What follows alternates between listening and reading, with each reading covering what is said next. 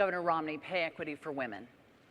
Thank you, and important topic, and one which I learned a great deal about, particularly as I was serving as governor of my state, because I had the chance to pull together a cabinet, and all the applicants seemed to be men. And I went to my staff and I said, how come all the people for these jobs are all men? They said, well, these are the people that have the qualifications. And I said, well, gosh, can't we find some women that are also qualified? And so we took a concerted effort to go out and find women who had backgrounds that could be qualified to become members of our cabinet. I went to a number of women's groups and said, can you help us find folks? And they brought us whole binders full of women.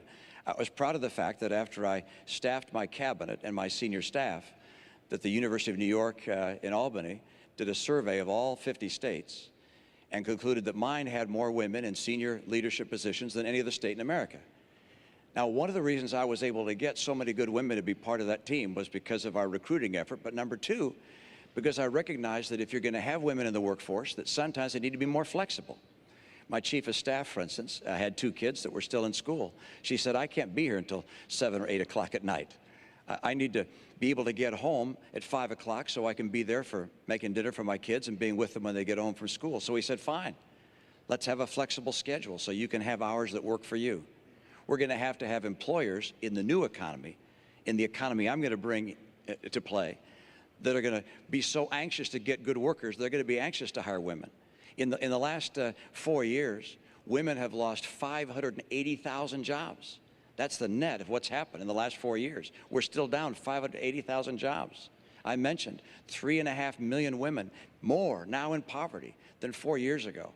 What we can do to help young women and women of all ages is to have a strong economy, so strong that employers are looking to find good employees and bringing them into their workforce and adapting to a flexible work schedule that gives women the opportunities that they would otherwise not be able to afford. This is what I've done. It's what I look forward to doing, and I know what it takes to make an economy work. And I know what a working economy looks like. And an economy with 7.8% unemployment is not a real strong economy. An economy that has 23 million people looking for work is not a strong economy. An economy with 50% of kids graduating from college that can't find a job or a college-level job, that's not what we have to have.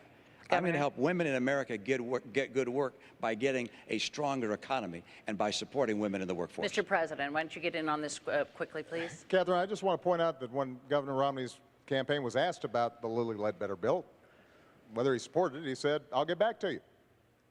And that's not the kind of advocacy that women need in any economy.